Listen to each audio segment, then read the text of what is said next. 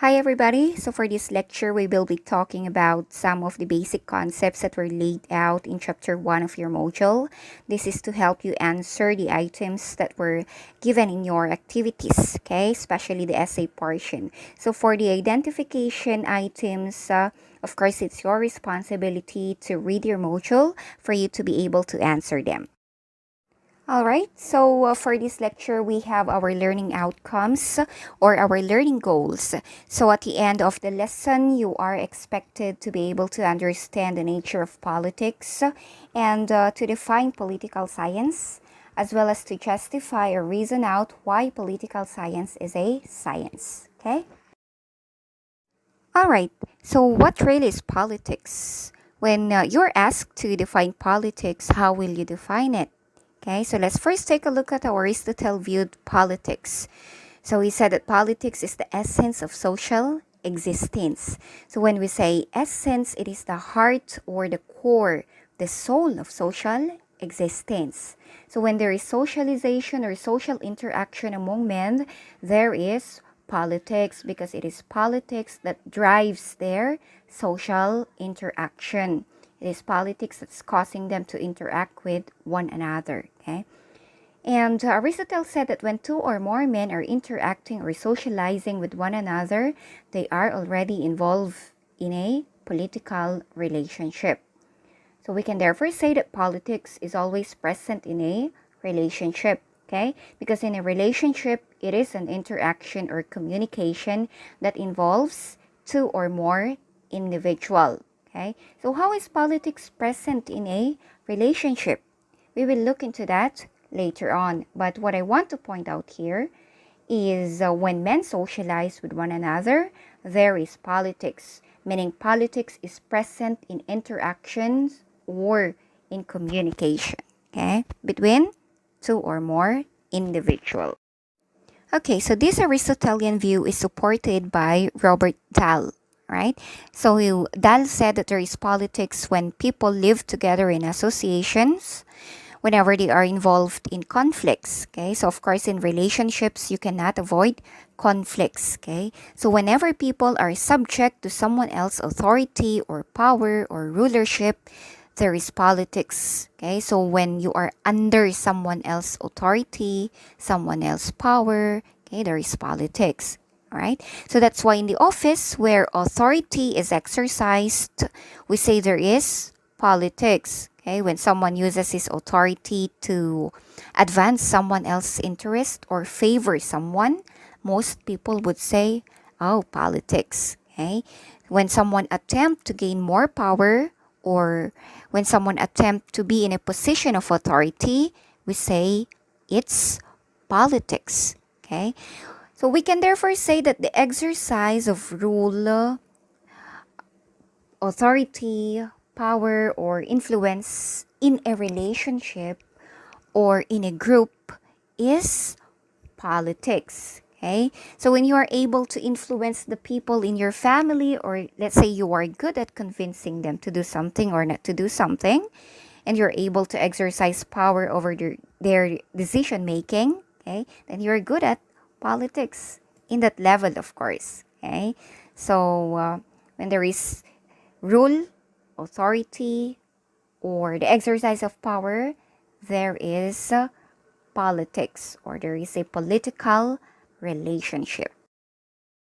Okay, so let's take a look at another definition of politics. Right? So according to Froman, politics is the distribution of advantages and disadvantages among people through interaction with each other to satisfy their different wants and needs.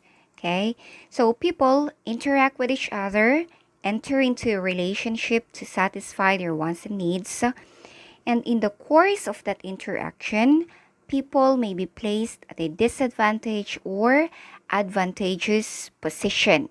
Either you receive more benefits or you received little or nothing at all. Okay? Or nalugi ka pa, naghirap ka pa instead of receiving benefits or being at an advantageous position. Okay, so when people interact with each other to satisfy or provide for their wants and needs, there is a distribution of advantages and disadvantages happening. Okay, according to Froman. So merong lumamang, merong natalo. Okay, so in relationships, things like that happen, right? You gave everything for happiness, but what happened? In the end, you cried. Char. Okay. So, all right. But most political scientists class defined politics as the struggle to lay hold of influence and authority. Okay. When someone attempts to be in a position of influence and authority, or when someone attempts to be in an office that exercises authority or that holds power, that is politics. That's why we see people running in office, okay, to be in a position of authority, right? Next, politics is also seen as a behavior used to assert dominance, like my example earlier in the family, okay? Or even in a girlfriend, boyfriend, or wife and husband relationship, okay? When one exercises dominance over the other or asserts dominance over the other, okay? That is politics, right? Okay, next. Politics is a clash of ideas and interests. Okay, so that's why we see people or our politicians having various ideas or opposing ideas.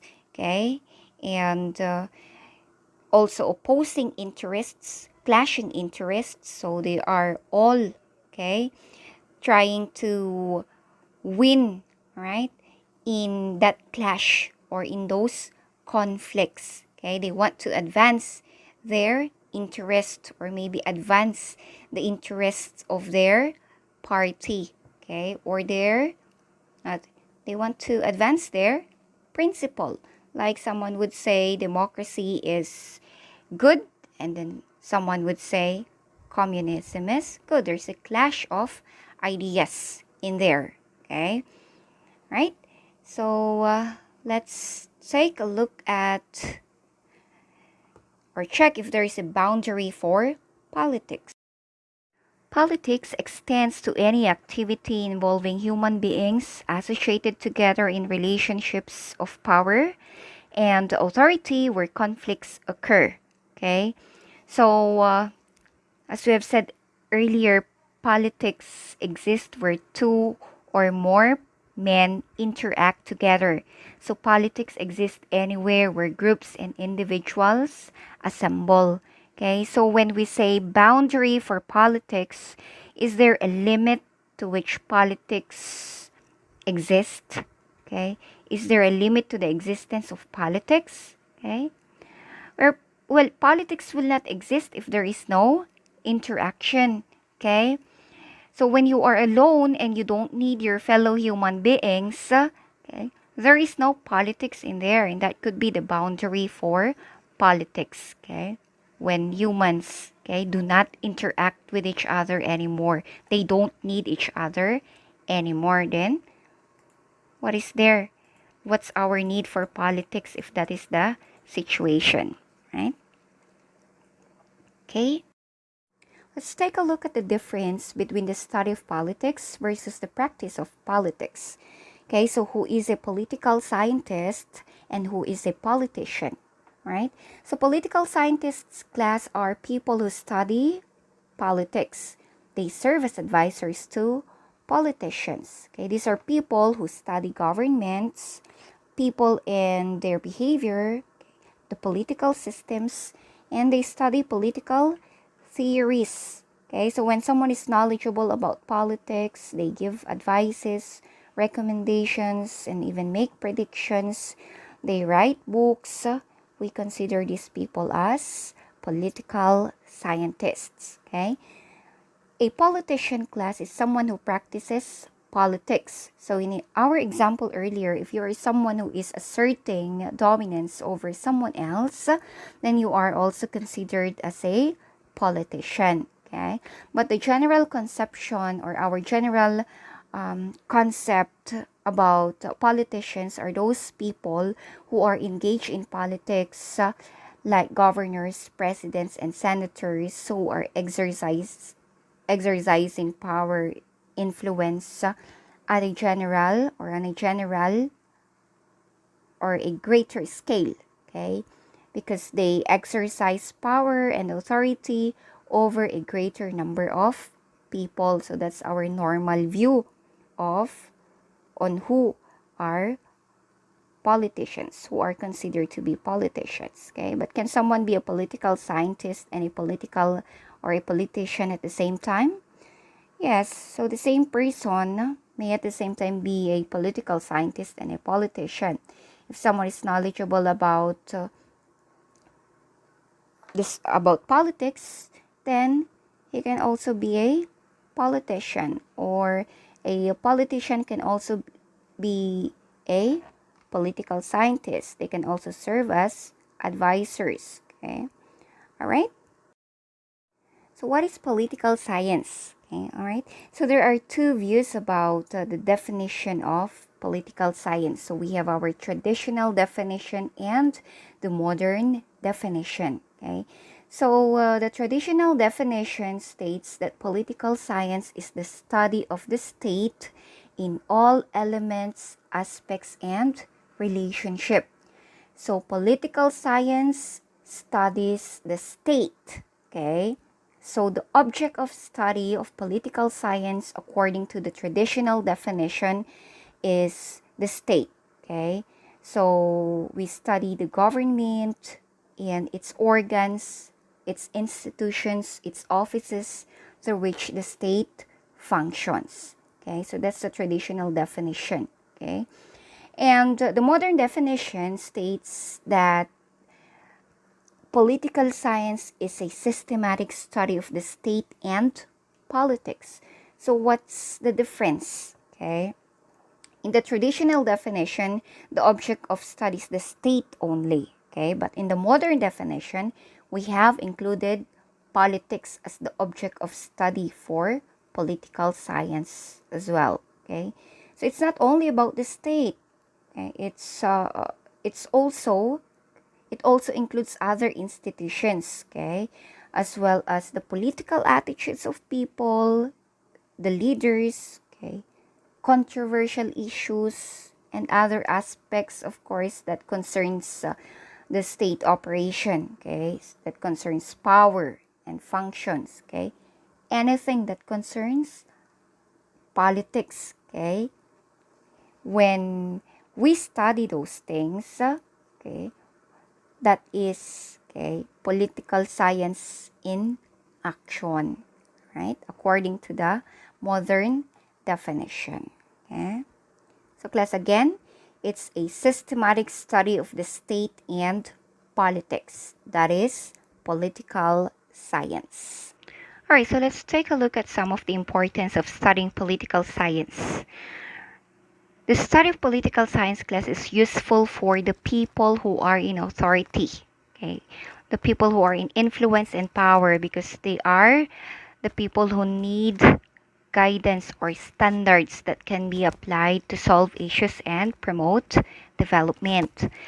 Political science gives principle, theories that can be applied on specific situation. Okay. So we also, or political scientists would also give recommendations on what should be adhered to or on what should be done in public affairs. That's why we have our cabinet secretaries who serve as advisors to our president. We have political advisors who serves their function in the legislative branch of our government, right? So when we study political science, we are able to suggest standards for what is good, what is bad, what is inefficient, and we suggest improvements. Okay? So ideally, political science enables politicians to perform their functions with efficiency. That is why when you graduate later on, this should be your competencies. Okay. Right, next, it is useful to individuals who seek to understand the state, the environment, and the situation they are in. The study, the analysis of political scientists would give useful information to the people. Okay, it will help them to understand why they are in a specific situation. Okay, and their writings, their recommendations will educate the people or educate the citizens. Okay, and political science, guys, or the study of political science makes citizens conscious of national objectives and goals. Okay, so it's for education of the citizenry. It imparts knowledge on the duties of citizens to the states. Without our political scientists who would write, make their opinions, okay, the citizens will not really be educated, okay, on what is happening on the government, what is happening on the state. So political scientists are useful for an educated citizenry.